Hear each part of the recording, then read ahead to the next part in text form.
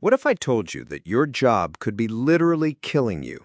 Not from a workplace accident, but from a constant, low-grade sense of anxiety and distrust.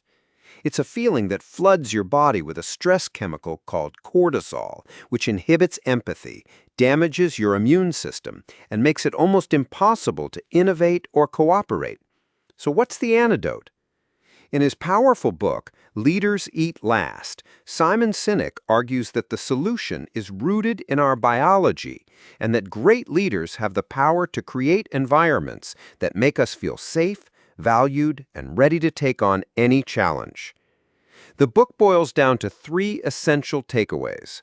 First, the biological need for a circle of safety.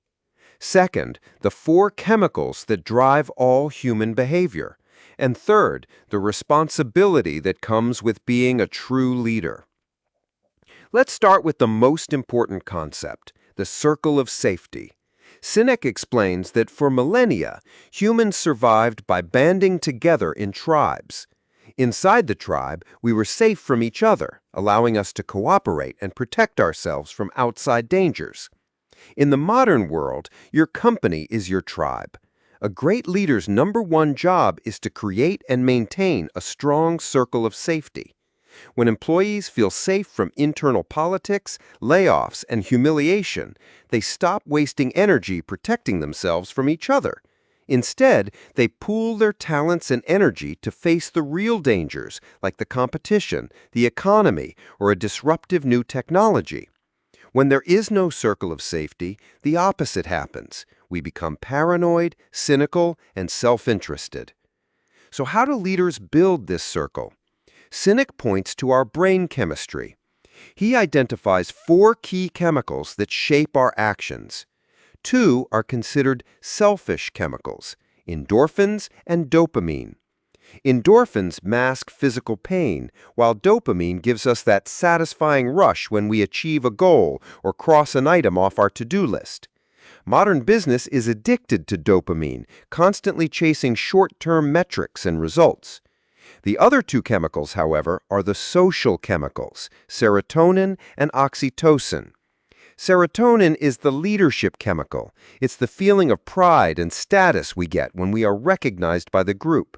Oxytocin is the chemical of love, trust, and friendship. It's released through physical touch and acts of human generosity. True leaders foster environments that generate serotonin and oxytocin. They build trust and deep bonds, which makes their teams resilient and strong. The problem is, the stress chemical cortisol actively inhibits the release of oxytocin. You cannot have deep trust in a high-stress, fearful environment. This brings us to the final point, what it means to be a leader. The title, Leaders Eat Last, comes from a tradition in the Marine Corps. Junior Marines eat first, and the most senior officers eat last. It's a simple, powerful symbol. Leadership is not about rank or authority. It's a responsibility. It means you are willing to sacrifice your own comfort and interests for the good of your people. When your team knows that you have their backs and that you would put their well-being ahead of your own, they will give you everything they've got. This isn't just a nice idea, it's a biological imperative for a high-performing team. In summary, Leaders Eat Last shows us that leadership isn't a management theory, it's a human one. The key is to build a circle of safety where trust and cooperation can thrive, driven by the right brain chemistry. The ultimate takeaway is best said by Sinek himself. The responsibility of a leader is not to be in charge, but to take care of those in their charge.